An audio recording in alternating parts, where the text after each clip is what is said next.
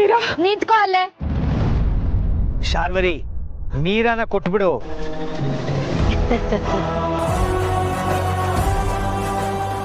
ನೀವ್ ಹೀಗೆ ಪರದಾಡೋದನ್ನ ನೋಡೋಕೆ ಎಷ್ಟು ಚೆನ್ನಾಗಿದೆ.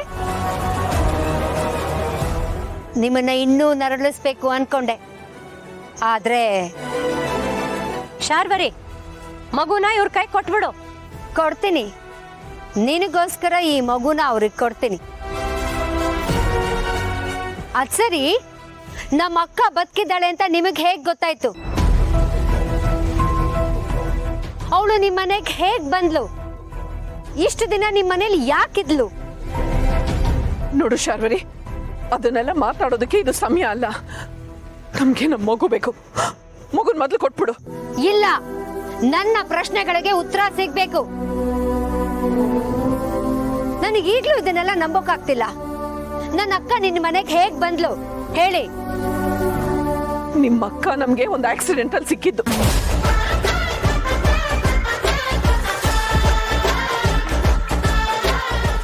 ಇಷ್ಟು ದಿನ ಅವರು ನಮ್ಮನ್ಲೇ ಇದ್ರು. ಅವ್ರು ನಿಮ್ಮ ಅಕ್ಕ ಅಂತ ನಮಗ್ ಗೊತ್ತೇ ಇರ್ಲಿಲ್ಲ.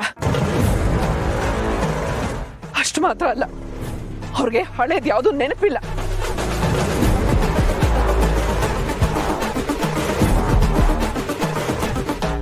ಹೇ ಮಾಧವ, ತಪ್ಪೆಲ್ಲ ನಿಂದೆ.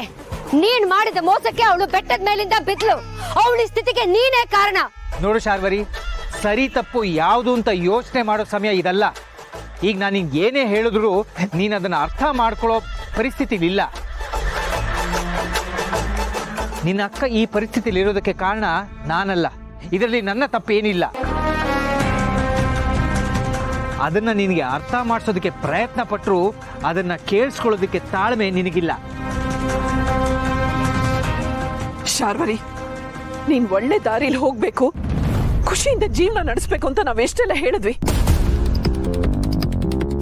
ಆದ್ರೆ ನೀನ್ ನಮ್ಮ ಮಾತೆ ಕೇಳಲಿಲ್ಲ. ನಿನ್ ಹಠಾನೇ ಸಾಧಿಸ್ತಾ ಇದೀಯ.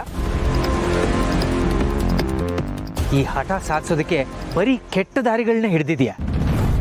ಕೊನೆಗೆ ನಿನ್ನ ದಾರಿಗೆ ನಾವೇ ಬರ್ಬೇಕಾಯ್ತು.